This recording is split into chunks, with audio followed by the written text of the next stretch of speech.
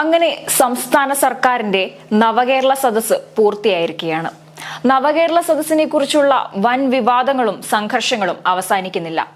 മുഖ്യമന്ത്രിയും മന്ത്രിമാരും ചേർന്ന് നടത്തിയ യാത്രയുടെ അവസാനം സംസ്ഥാനത്തെ ഇടതുമുന്നണിക്കും വലതുമുന്നണിക്കും എന്തൊക്കെ നേട്ടങ്ങളും നഷ്ടങ്ങളുമാണ് ഉണ്ടായത്? CPM-ഉം കോൺഗ്രസും എങ്ങനെയാണ് നവകേരളത്തെ നോക്കിക്കാണുന്നത്? നവകേരള സദസ്സിനെ കുറിച്ചുള്ള CPM-ന്റെയും കോൺഗ്രസിന്റെയും വിലയിരുത്തൽ എന്താണെന്ന് നമുക്കൊന്ന് പരിശോധിക്കാം. ലോക്സഭാ തിരഞ്ഞെടുപ്പിന് മുൻപായി ഇടതുമുന്നണിയുടെ ഭാഗമല്ലാത്ത ഒരു വിഭാഗം ജനങ്ങളെ കേരള മന്ത്രിസഭ നേരിട്ട് കണ്ടുവെന്നാണ് നവകേരള സദസ്സ് സമാപിക്കുമ്പോൾ സർക്കാരും CPM-ഉം പ്രതീക്ഷിക്കുന്നത്. അവരുടെ എല്ലാം വോട്ട് മുന്നണിക്ക് ലഭിക്കുമോ എന്ന കാര്യത്തിൽ വ്യക്തതയുമില്ല. സർക്കാരും മുന്നണിയും ഒരുമിച്ച് സംഘടിപ്പിച്ച് കേരളത്തിലെ ആദ്യ രാഷ്ട്രീയ പ്രചാരണ പരീക്ഷണമായിരുന്നു നവകേരള സദസ്സ്. പങ്കാളിത്തം കൊണ്ട് വിജയം തന്നെയാണ് CPM അവകാശപ്പെടുന്നത്. എന്തൊക്കെയാണ് നവകേരള സദസ്സ് കൊണ്ട് ഉണ്ടായ നേട്ടങ്ങൾ? CPM-ന്റെ വിലയിരുത്തലുകൾ ഒന്ന് നോക്കാം.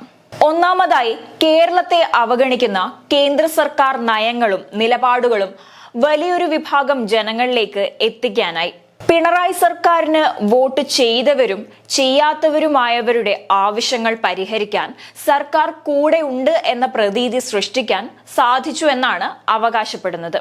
നവകേരള സദസ്സ് ബഹിഷ്കരിക്കുകയും അതിനെതിരെ സമരം നടത്തുകയും ചെയ്ത പ്രതിപക്ഷത്ത് ഇക്കാര്യങ്ങളിൽ ഭിന്നതയുണ്ടെന്ന് പ്രചരിപ്പിക്കാൻ കഴിഞ്ഞുവെന്നാണ് CPM കരുതുന്നത്.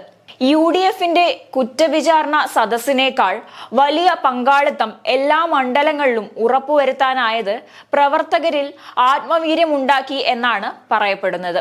ഗവർണറുമായുള്ള പ്രശ്നങ്ങൾ ചർച്ചാ വിഷയമാക്കുകയും രാഷ്ട്രപതിയെ സർക്കാർ സമീപിക്കുകയും ചെയ്തതോടെ ന്യൂനപക്ഷ വിഭാഗങ്ങളുടെ വിശ്വാസം നേടിയെടുക്കാമെന്ന പ്രതീക്ഷ CPM-നുണ്ട്. എന്നാൽ കോൺഗ്രസിനെ സംബന്ധിച്ചിടത്തോളം സർക്കാരിനും മുന്നണിക്കും രാഷ്ട്രീയമായി നേട്ടമുണ്ടാക്കാൻ ഒരുക്കിയ പരിപാടിയാണെങ്കിലും അത് പ്രതിപക്ഷത്തിന് ഒരു ഊർജം പകരുന്ന സദസ്സായി എന്ന് പറയുന്ന അവസ്ഥയിലേക്കാണ് എത്തിയിരിക്കുന്നത്. മുഖ്യമന്ത്രിയുടെ ധാർഷ്ട്യം തന്നെയാണ് കരിങ്കൊടി കാട്ടി മടങ്ങാൻ പോയ കോൺഗ്രസുകാരെ വാശിയോടെ സമരം ചെയ്യാൻ പ്രേരിപ്പിച്ചത്. നവകേരള സദസ്സ് സമാപിക്കുമ്പോൾ വരെ അജണ്ട നിശ്ചയിക്കുന്ന കാര്യത്തിൽ വിജയിച്ചത് പ്രതിപക്ഷമാണ്. നവകേരള സദസ്സ് എന്ന പരിപാടി ഒന്നുകൊണ്ട് മാത്രം കോൺഗ്രസ് നേതാക്കൾ ഒരുമിച്ച് അണിനിരന്ന് പ്രക്ഷോഭം നയിക്കുന്ന കാഴ്ച കാണാൻ കേരളത്തിനായി. സർക്കാർ പ്രചരിപ്പിക്കാൻ ഉദ്ദേശിച്ച അവകാശവാദങ്ങൾക്കും മുകളിലായി പ്രതിപക്ഷത്തിന്റെ പ്രതിഷേധങ്ങളും മറ്റും മാറുകയായിരുന്നു. ഇതോടെ നവകേരള സദസ്സിൽ എന്തു നടന്നു എന്ന കാര്യം പൊതുസമൂഹത്തിൽ എത്തിക്കുന്നതിൽ ഭരണപക്ഷം പരാജയമായി. എന്നാൽ കരിങ്കൊടി പ്രതിഷേധവും പോലീസിന്റെയും DYFIയുടെയും ആക്രമണവും പ്രധാന ചർച്ചയാക്കുന്നതിൽ പ്രതിപക്ഷത്തിന് വിജയിക്കാനായി. 36 ദിവസം സദസ്സ് നടത്തിയത് സർക്കാരാണെങ്കിലും 3-ാം ദിവസം തൊട്ട് മുഖ്യമന്ത്രിയുടെ വാർത്താ സമ്മേളനത്തിൽ പോലും പ്രതിപക്ഷത്തിന്റെ പ്രതിഷേധങ്ങളും അതിനോടനുബന്ധിച്ച ചർച്ചകളുമാണ് സജീവമായി നിന്നത് എന്നതാണ് വാസ്തവം. ആഡംബരവും ധൂർത്തും മാത്രമായിരുന്നു സദസ്സ് തുടങ്ങുന്നതിന് മുൻപ് പ്രതിപക്ഷത്തിന്റെ പക്കൽ നിന്നുമുള്ള വിമർശനങ്ങൾ. എന്നാൽ കണ്ണൂർ കല്യാശ്ശേരിയിൽ പ്രകോപനമില്ലാതെ പോലീസ് പ്രതിപക്ഷ പ്രവർത്തകരെ കരുതൽ തടങ്കലിലാക്കിയതോടെയാണ് കരിങ്കൊടി കയ്യിലെടുത്തത്. കരിങ്കൊടിക്കാരെ DYFIക്കാർ കായികമായി നേരിട്ടതോടെ പ്രതിഷേധം ശക്തമാകുകയായിരുന്നു. DYFI നടത്തിയത് രക്ഷാപ്രവർത്തനമാണെന്ന് ന്യായീകരിച്ച മുഖ്യമന്ത്രിക്ക് വലിയ പ്രതിഷേധമാണ് നേരിടേണ്ടി വന്നത്. എന്നാൽ പറഞ്ഞത് മാറ്റിപ്പറയാൻ മുഖ്യമന്ത്രി തയ്യാറാവാതിരുന്നത് DYFIക്ക് പ്രതിപക്ഷ പ്രവർത്തകരെ അടിച്ചമർത്താനുള്ള ലൈസൻസായി മാറി. വഴിനീളെ അടികൊണ്ടിട്ടും ഓരോ കേന്ദ്രത്തിലും പ്രതിഷേധമുയർത്തിയ പ്രതിപക്ഷം മികച്ച പോരാട്ട വീര്യമാണ് പ്രകടിപ്പിച്ചത്. കോൺഗ്രസും പോഷക സംഘടനകളും ചേർന്ന് 4 ദിവസത്തെ ഇടവേളയിൽ പ്രതിഷേധ മാർച്ചുകളാണ് സംഘടിപ്പിച്ചത്.